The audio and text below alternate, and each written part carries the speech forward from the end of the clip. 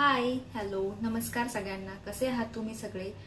चला आज आपण एक रेसिपी बनवूया, त्याचं नाव आहे गिलक्याचं भरीत। हो, पण त्याआधी एक, तुम्ही सगळे माझे व्हिडिओज बघतात पण लाईक आणि सबस्क्राईब करत नाही का बरं असं? तुम्हाला जर माझ्या रेसिपीज बघायला आवडत असतील तर प्लीज माझ्या चॅनलला लाईक आणि सबस्क्राईब करा। चला तर आजच्या रेसिपीला सुरुवात करूया। गिलक्याचं भरीत बनवण्यासाठी आपल्याला 3 ते 4 मोठे मोठे गिलके ताजे हवेत, कोथिंबीर, मिरच्या, लसूण आणि शेंगदाणे लागणार आहेत।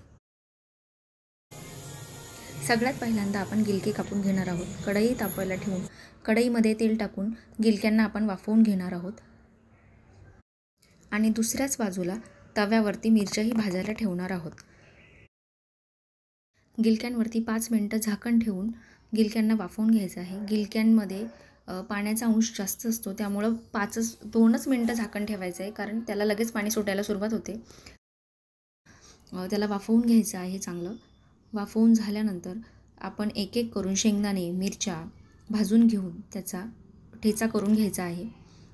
ठेचा करून झाल्यानंतर वाफवलेले गिलके मधून बघत राहायचे आणि ते गिलके वाफवून झाल्यानंतर या बडगीमध्ये काढून घ्यायचे आणि त्यालाही चांगलं ठेचून घ्यायचं आहे।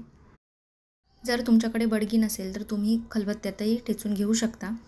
त्याचा चांगला ठेचा करून घ्यायचा आहे। ठेच्यासोबत आपण वाफवलेले गिलके चांगले एकत्र झाले पाहिजे, एकजीव झाले पाहिजे असं कुटून घ्यायचं आहे।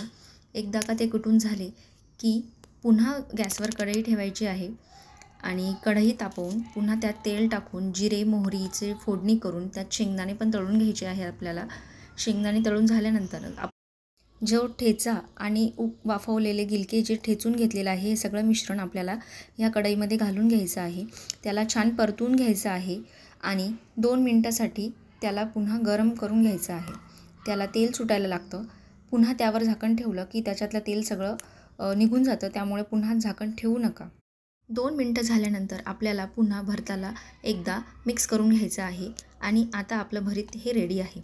तर तुम्ही याला कळण्याच्या भाकरीसोबत, ज्वारीच्या भाकरीसोबत किंवा गरमागरम पोळीसोबतही खाऊ शकतात। हे खूप छान टेस्टी लागतं। तर ही होती आजची गिलक्याचं भरीत ही रेसिपी। नक्की करून बघा आणि मला नक्की सांगा।